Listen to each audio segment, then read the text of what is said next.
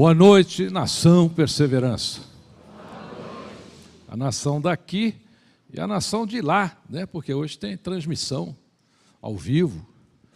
Aliás, eu fiz uma aferição aqui, antes de subir, agora, um pouquinho.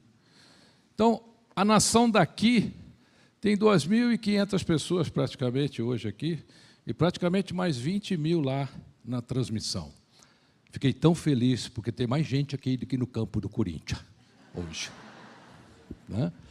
Fiquei muito feliz. Paulo Macruz, você é corintiano ou palmeirense? Santista. Tem. Elaine Santos, nossa princesa do voleibol aqui presente hoje. Obrigado pela presença. Fica de pé. Vocês aplaudiram muito pelas quadras de vôlei do nosso estado de São Paulo. É isso. Obrigado, viu, por ter vindo. Paulo Marcuz é presidente da maior ONG de animais do Brasil, a ONG Aliança com a Vida. Tem um trabalho espetacular. Bem, vamos falar sobre Jesus.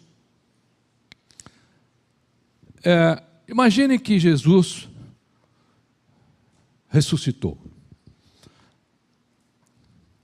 Aliás, se Jesus estivesse em grupo de WhatsApp hoje, faria muito milagre, né? Só mandando mensagem.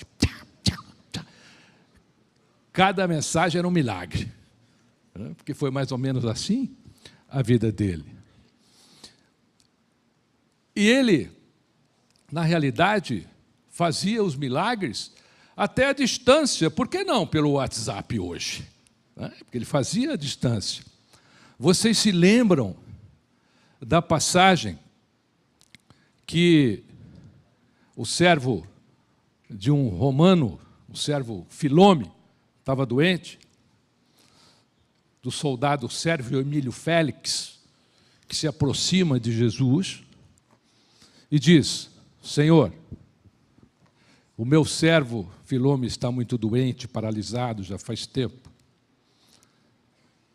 Dizei uma só palavra, e eu tenho certeza que ele será curado.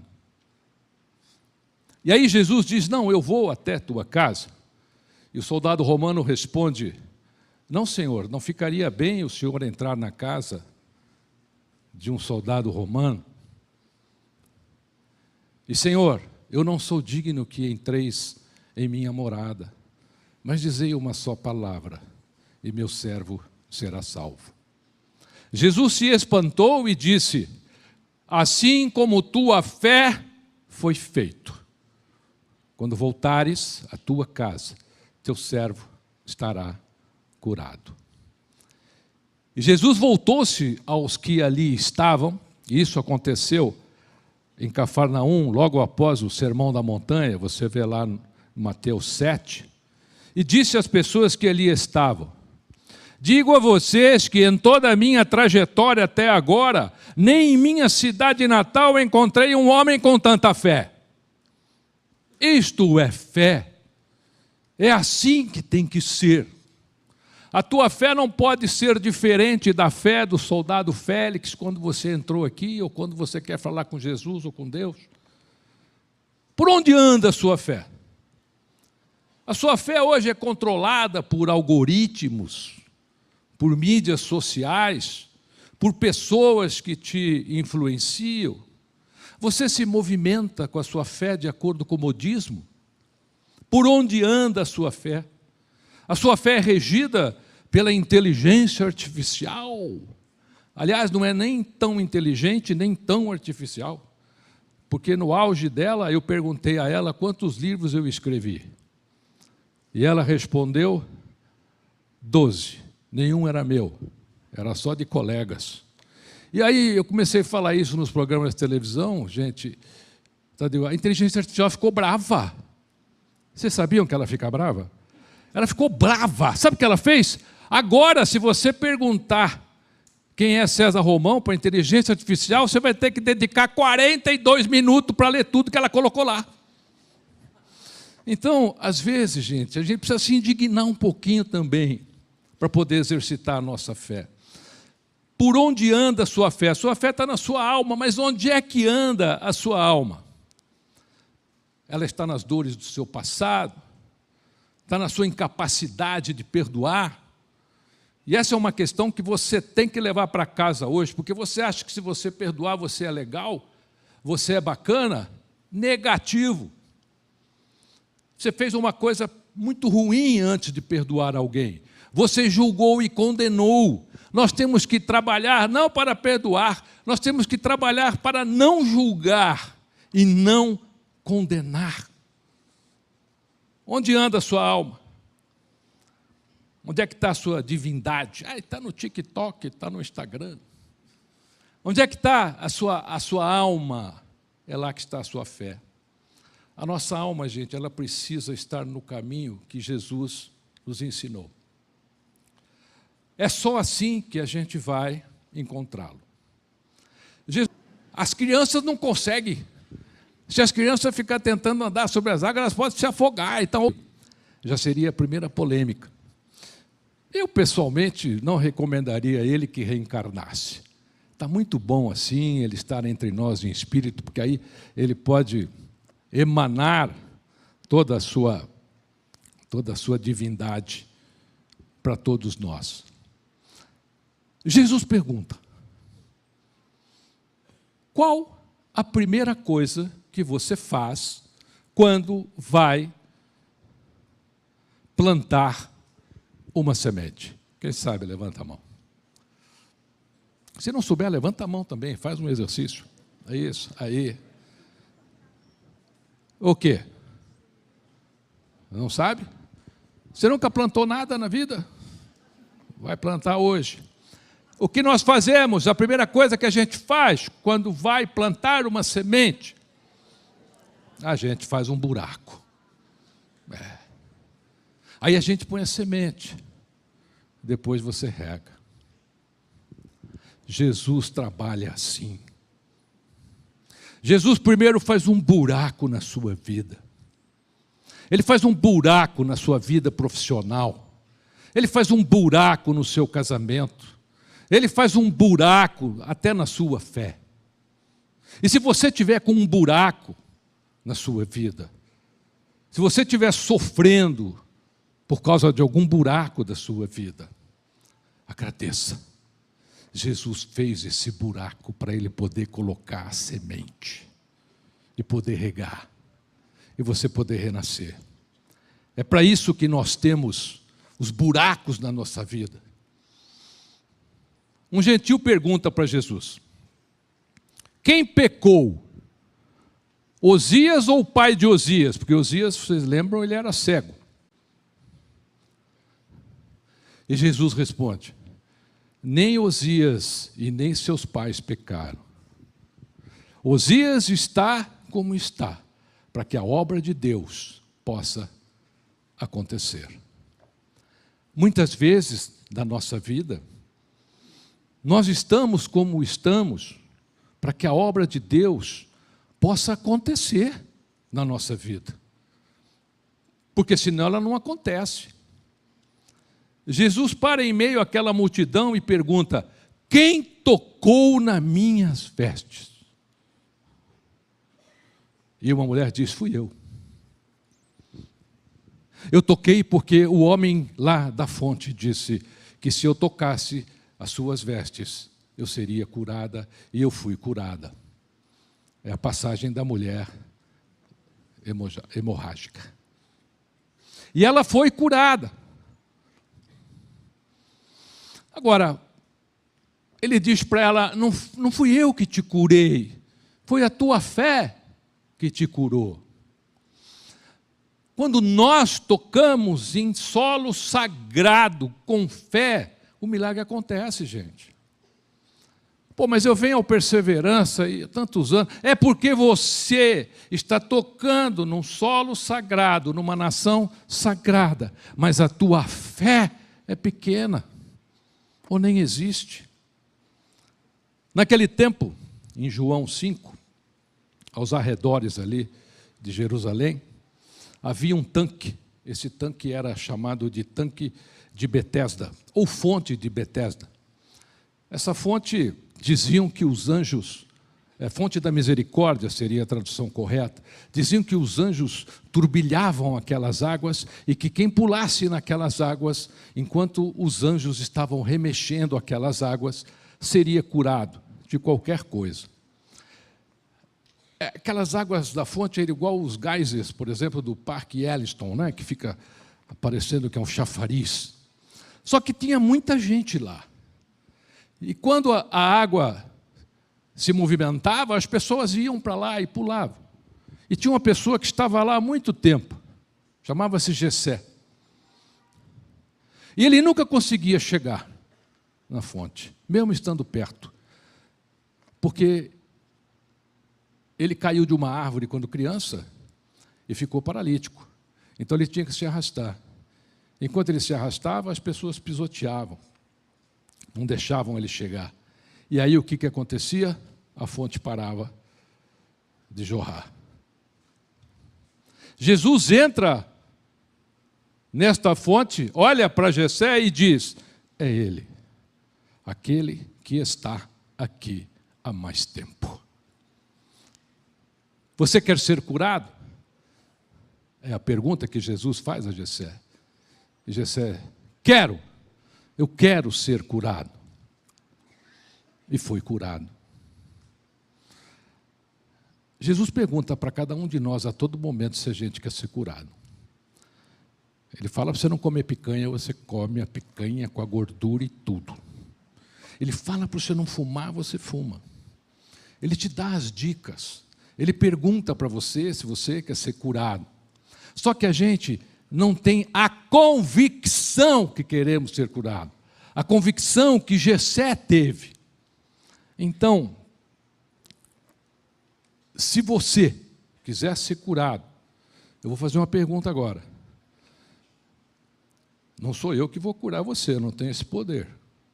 Tá bom? Mas ele pode. Vamos testar aqui o tamanho da sua convicção. Você quer ser curado? Sim. O que você achou, Tadeu?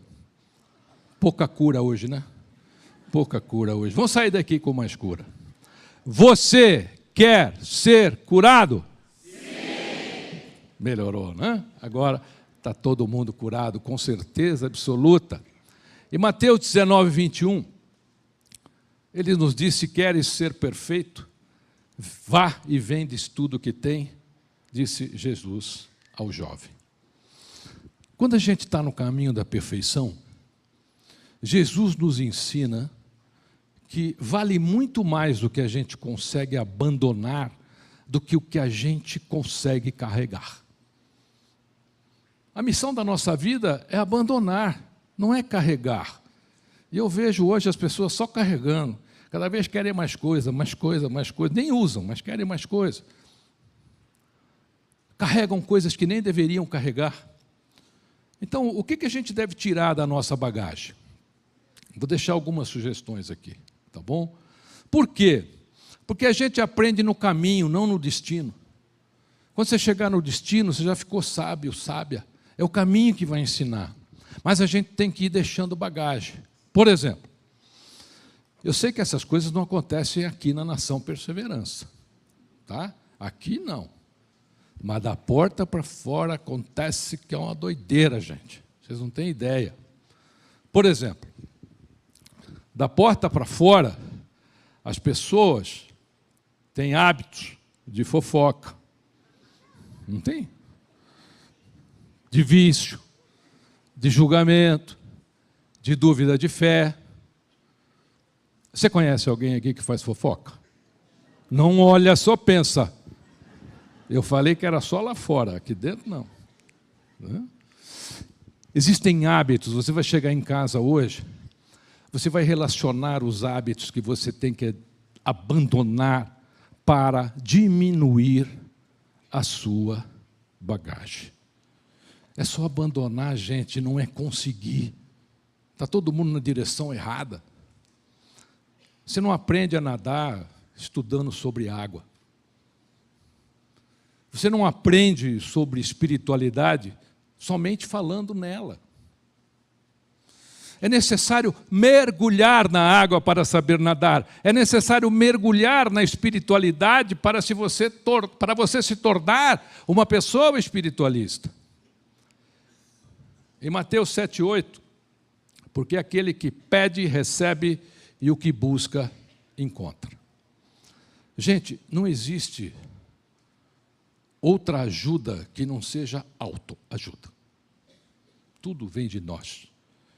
E eu sofri muito com essa história, Tadeu, na minha carreira de escritor, porque quando eu comecei a ter êxito com os meus livros, a mídia batia muito em mim.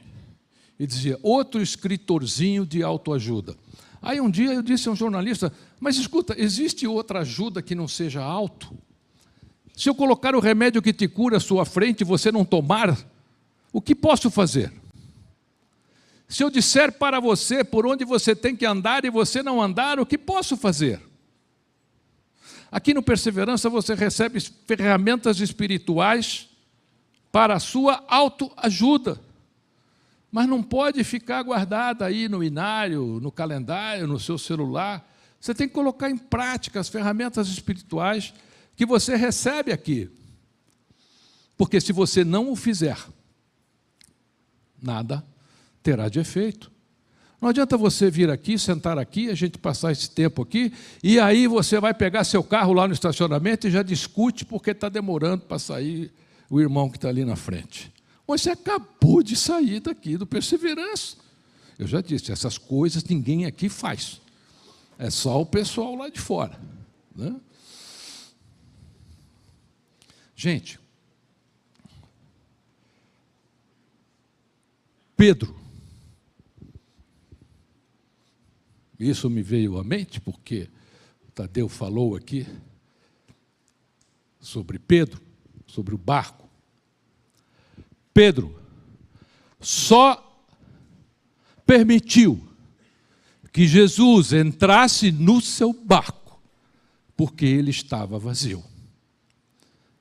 Porque se o barco de Pedro estivesse cheio, ele não permitiria a entrada de Jesus. Pedro só permitiu que Jesus entrasse no seu barco porque o barco estava vazio. O seu barco pode estar vazio no seu casamento, nas suas dores, na sua saúde, na sua profissão, nas suas amizades, na sua busca de vencer. O seu barco pode estar vazio em todas as coisas da sua vida, principalmente nos seus negócios, na sua carreira, na sua saúde. E você fica chateado, chateada. Acha até que Jesus te esqueceu. Mas Ele não te esqueceu. Ele está deixando o seu barco vazio para Ele poder entrar. Ele está deixando a sua mente, o seu coração e a sua alma desocupados para que Ele possa entrar. Porque as pessoas estão tão comprometidas com tantas coisas que Jesus não consegue nem chegar perto. Ele só conseguiu subir no barco de Pedro porque o barco estava vazio. As coisas podem estar difíceis para você, o mundo pode estar te esmagando, você pode estar com tantos problemas, coisas que você não consegue resolver. Você pode ter vindo aqui hoje com uma dor que já te atormenta há muito tempo, com coisas que você acredita que talvez nem Deus possa resolver. Você está sendo atacado pelo mundo, atacada pelo mundo, você está sendo atacado pela escuridão. Parabéns. Se você está nessa situação, é porque Deus e seu Filho têm uma missão gloriosa para você. Porque a escuridão só ataca quem tem missão gloriosa. Mas, Romão, eu vou continuar sendo atacado? Eu vou continuar sendo atacado? Eu sei que eu tenho uma missão gloriosa, eu vou continuar?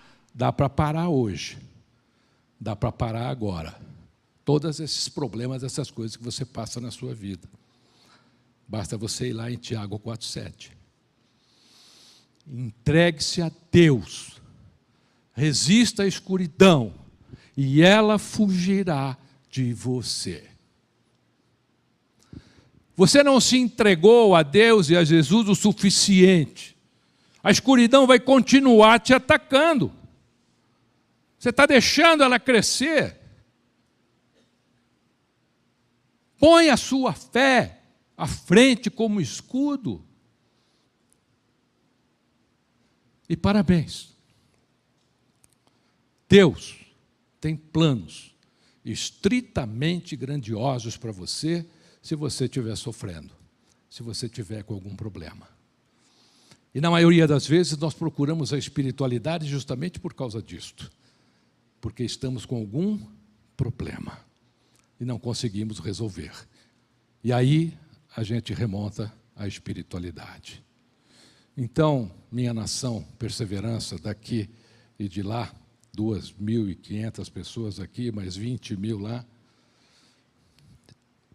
entregue-se a Deus, resista à escuridão, e ela fugirá de você. Relembre Jó. É o maior exemplo bíblico de entrega a Deus. A escuridão fugiu ou não fugiu dele? Fugiu, e vai fugir de você também. Parabéns, Deus tem grandiosos planos para você, se você estiver cheio de problemas. Se entregue a Ele e a escuridão irá fugir. Nação Perseverança, muito obrigado pelo carinho de hoje. Boa sorte a todos.